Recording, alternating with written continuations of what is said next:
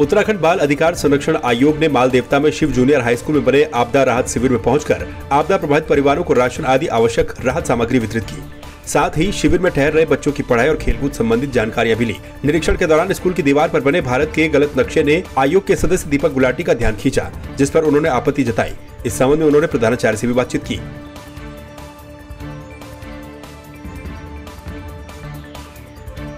BJP की नई team बनने के बाद प्रदेश अध्यक्ष महेंद्र भट्ट ने मीडिया से बातचीत की। इस दौरान बीजेपी के प्रदेश अध्यक्ष महेंद्र भट्ट ने बताया कि संगठन के सभी प्रकोष्ठों का गठन आगामी 15 सितंबर तक किया जाएगा। उन्होंने कहा कि संगठन का विस्तार आगामी लोकसभा चुनाव को ध्यान में रखते हुए किया जाएगा। संगठन विस्तार का स्वरूप बूथ को केंद्र में रखकर भी किया जा रहा है। इसके अलावा उन्होंने ये भी बताया कि जिन विधानसभाओं में उनके विधायक नहीं है, वहाँ भी जीतने की तैयारी की जाएगी। इसकी जिम्मेदारी राज्यसभा के सांसदों को भी दी जाएगी।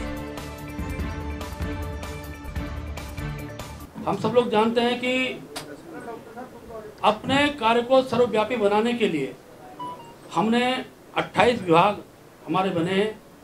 उस विभाग की दृष्टिकोण से हमने प्रमुख कार्यकर्ताओं को दायित्व दिया है। 28 विभागों दोनों दायित्व हम 14 अपने जो कार्यकर्ता विभाग के प्रभारी हमने बनाए हैं, 14 विभाग हम उनको वितरित करेंगे। इसके साथ 18 हमारे प्रकोष्ठ हैं। प्रकोष्ठ में हमने 2 प्रमुख कार्यकर्ताओं को दायित्व दिया है।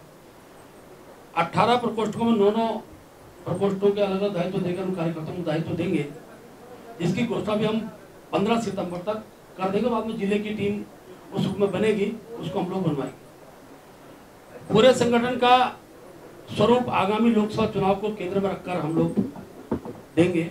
उसी दृष्टि से कल की टीम का भी हमने गठन किया और आगामी दिनों में जो मोर्चे प्रकोष्ठ बनेंगे उनमें हम इसका समावेश करेंगे। संगठन विस्तार बूथ स्तर तक प्रभावी बने, इसके लिए सभी जिला स्तर के पदाधिकारियों को बूथ प्रबंधन का दायित्व दिया जाएगा। मेरा बूथ सबसे मजबूत, इसका मूल्यांकन हम लोग पदाधिकारियों दिए गए बूथों से करेंगे, बातचीत कर कर, क्योंकि इस बार हम चाहे हमारे प्रदेश के पदाधिकारी हैं, जिले के पदाधिकारी हैं, जिला स्तर के सबका मोर्चों प्रकोष्ठों जिले के पदाधिकारी, उनको भी हम बूथ से जोड़ेंगे। अपना बूथ तो रहेगा, साथ साथ और बूथों से भी, क्योंकि बूथ का प्रबंधन निचले स्तर तक हमको ले जाना है। उस दृष्टिकोण से हम काम करेंगे। पौड़ी डीएम डॉक्टर विजय कुमार जोगदंडे की अध्यक्षता में पहाड़ी उत्पादों को ऑनलाइन प्रक्रिया से जोड़ने के लिए बैठक आयोजित की गई। डीएम ने ब्रेन रॉक कंपनी के सीईओ को निर्देश दिए कि बुनियादी स्तर पर आवश्यक तैयारियां पूर्ण करते हुए किसी एक उत्पाद के विक्रय का मॉडल तैयार कर उसके परिणामों को 20 दिन में पेश करें, जिससे बेहतर परिणाम आने पर अन्य उत्पादों को भी इसमें शामिल किया जा सके। डीएम ने कहा कि वर्तमान में कोई ऐसा फॉर्म नहीं है जिसके माध्यम से ऑनलाइन प्लेटफॉर्म का उपयोग करके ग्रामीण उत्पादों की सामग्री को विक्रय किया जा सके। उन्होंने कहा कि ग्रामीण इलाकों में स्वयं सहायता समूह के द्वारा जो उत्पाद बनाए जाते हैं उनके लिए ई मार्केटिंग का उपयोग किया जाए। हमने आज की बैठक में एक संस्था से इसके बारे में एक मॉडल तैयार करने का निर्देश दिया है, जो अपना एक मॉडल तैयार करेंगे और इसमें उनके सुझाव भी होंगे।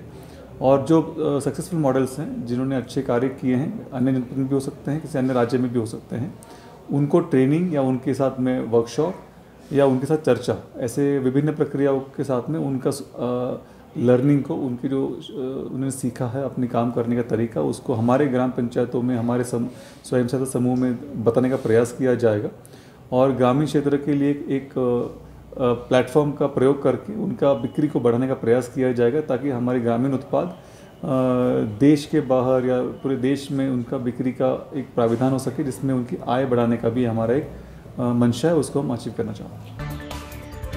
पिथौरागढ़ जिले के कुमाऊं क्षेत्र में प्रसिद्ध हिल यात्रा उत्सव का आयोजन बुधवार से शुरू हो गया। इस दौरान हिल यात्रा पर्व के प्रमुख पात्र लखिया ने सभी को आशीर्वाद दिया। लखिया को देखने के लिए हजारों की तादाद में भीड़ उमड़ पड़ी। हजारों लोगों ने मकानों की छत पर खड़े होकर हिल यात्रा पर्व का लुत्फ उठाया। हिल यात्रा का शुभारंभ बतौर मुख्य अतिथि विधायक मयूख महर, पूर्व विधायक चंद्रा पंत और जिलाधिकारी डॉक्टर आशीष चौहान ने किया।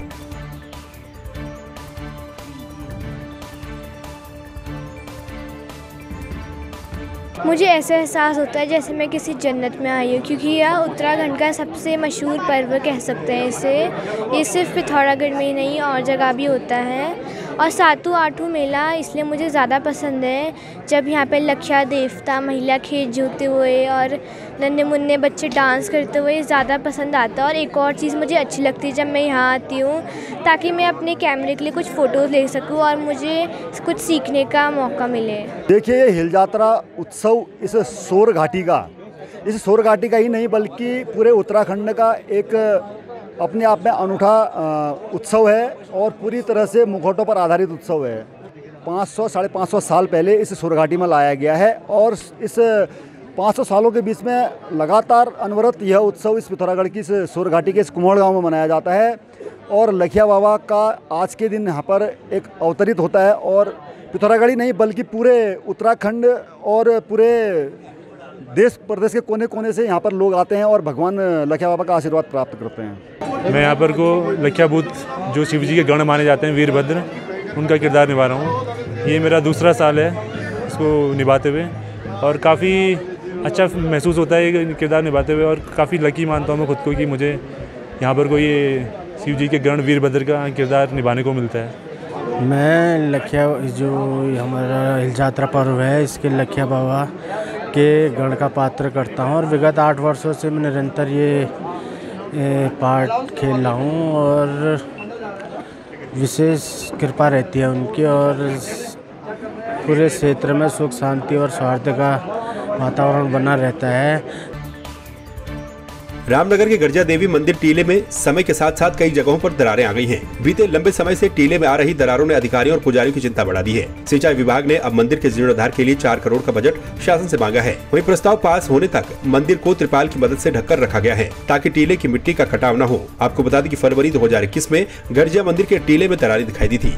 काफी चौड़ी दरारें देखने पर प्रशासन ने मंदिर के टीले को बचाने की कवायद शुरू की थी। ये काफ़ी समय से यहाँ पे मांग थी यहाँ पे मंदिर के जीर्णोद्धार की, तो कई वर्षों बाद इसमें कई अभी थोड़ा गुंजाइश मिल आ रही है संघ कि ये काम शुरू हो जाएगा। तो अभी बीच में यहाँ पे सर्वे विभाग के अधिकारी वगैरह आए थे, चीफ इंजीनियर वगैरह यहाँ पे, तो उन्होंने यहाँ पे अक्टूबर-नवंबर से काम शुरू करने के लिए अपनी सहमति दी है और शासन को प्रस्ताव भेजा है। तो संभवतः अक्टूबर-नवंबर से काम शुरू हो जाएगा और अभी फ़िलहाल उन्होंने कहा इसको बरसात से बचाने के लिए, जो उसके मंदिर के अंदर टीले के अंदर पानी ना जाए, तो फिलहाल उन्होंने 2 महीने के लिए इसमें त्रिपाल लगा दिया है। उसके बाद अक्टूबर-नवंबर से इसमें जो पक्का काम निर्माण कार्य शुरू हो जाएगा। गर्जा मंदिर के बारे में मैं आपको बताऊं, मैंने आते ही गर्जा मंदिर का निरीक्षण सबसे पहले किया। इसके बारे में विभाग बहुत गंभीर है। हमने एक योजना लगभग 2 करोड़ 53 लाख की बनाई थी, जिसको जब देहरादून हमने भेजा तो उन्होंने इसको संशोधित करने के लिए कहा, विस्तृत बनाने के लिए कहा गया। तो हमने फिर वो 4 करोड़ 54 लाख की एक योजना बनाई जो TSE में पुटअप करी गई अभी पिछले 20 दिन पहले। उसके बाद उन्होंने उसमें थोड़े से संशोधन बताए, तो अभी एक कंसल्टेंट हमारे जो जिन्होंने बलिया नाला का कंसल्टेंसी देके जिन्होंने उसका जीर्णोद्धार किया है, उन्हीं को हम कंसल्ट कर रहे हैं और लगभग ऐसा समझता हूं मैं 10 से 15 दिन के अंदर योजना वो हमारे पास तैयार होकर आ जाएगी। उसके बाद हम उस पर अपना प्राक्कलन बना के उच्चाधिकारियों को प्रेषित कर देंगे और जैसे ही धनावंटन होता है तो उसमें कार्य करा दिया जाएगा। फिलहाल तत्कालिक तौर से हमारे मुख्यमंत्री महोदय ने निर्देश दिए थे कि मंदिर के चारों तरफ कुछ तिरपाल लगा के उसको ढक दिया जाए, जिससे कि सीधे तौर पर जो बारिश से होने वाला कटान है उससे मंदिर की सुरक्षा की जाए। रामनगर के ग्रामीण क्षेत्र में रहने वाली नाबालिग किशोरी के साथ अपहरण कर दुष्कर्म करने का मामला सामने आया है। पुलिस ने इस मामले में एक आरोपी के खिलाफ मामला दर्ज कर जांच शुरू कर दी। कोतवाल अरुण कुमार सैनी ने बताया कि इस मामले में पीड़ित किशोरी की मां ने कोतवाली पुलिस को तहरीर सौंपते हुए बताया कि एक युवक के द्वारा उसकी नाबालिग पुत्री का अपहरण कर उसके साथ जबरन बलात्कार किया गया।